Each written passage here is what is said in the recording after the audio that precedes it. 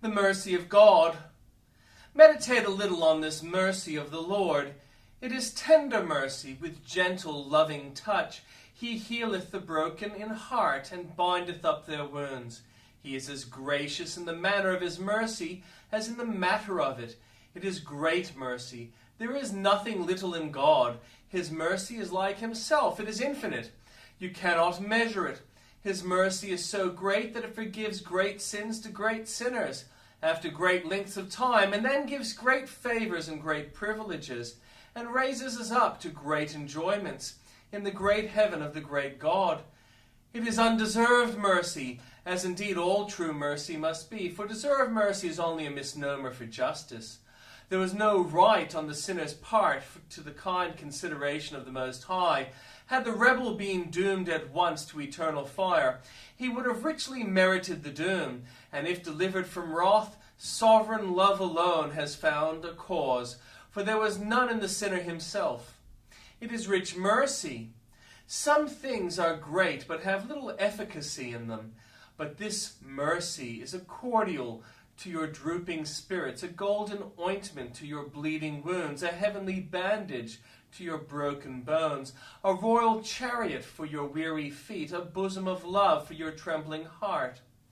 It is manifold mercy, as Bunyan says, all the flowers in God's garden are double. There is no single mercy. You may think you have but one mercy, but you shall find it to be a whole cluster of mercies. It is abounding mercy. Millions have received it. Yet far from it being exhausted, it is as fresh, as full, and as free as ever. It is unfailing mercy. It will never leave thee. If mercy be thy friend, mercy will be thee in temptation to keep thee from yielding, with thee in trouble to prevent thee from sinking, with thee living to be the light and life of thy countenance, and with thee dying to be the joy of thy soul when earthly comfort is ebbing fast. This sickness is not unto death. From our Lord's words we learn that there is a limit to sickness. Here is an unto, within which its ultimate end is restrained, and beyond which it cannot go. Lazarus might pass through death, but death was not to be the ultimatum of his sickness. In all sickness the Lord saith to the waves of pain, Hitherto shall ye go, but no further. His fixed purpose is not the destruction, but the instruction of his people.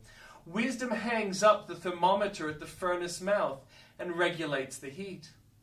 The limit is encouragingly comprehensive. The God of providence has limited the time, manner, intensity, repetition, and effects of all of our sickness. Each throb is decreed, each sleepless hour predestinated, each relapse ordained, each depression of spirit foreknown, and each sanctifying result eternally purposed. Nothing great or small escapes the ordaining hand of him who numbers the hairs of our head. This limit is wisely adjusted to our strength, to the end designed, and to the grace apportioned. Affliction comes not at haphazard. The weight of every stroke of the rod is accurately measured. He who made no mistakes in balancing the clouds and meting out the heavens commits no errors in measuring out the ingredients which compose the medicine of souls. We cannot suffer too much, nor be relieved too late. The limit is tenderly appointed. The knife of the heavenly surgeon never cuts deeper than is absolutely necessary. He doth not afflict willingly, nor grieve the children of men. A mother's heart cries, Spare my child. But no mother is more compassionate than our gracious God. When we consider how hard-mouthed we are, it is a wonder that we are not driven with a sharper bit. The thought is full of consolation that he who has fixed the bounds of our habitation has also fixed the bounds of our tribulation.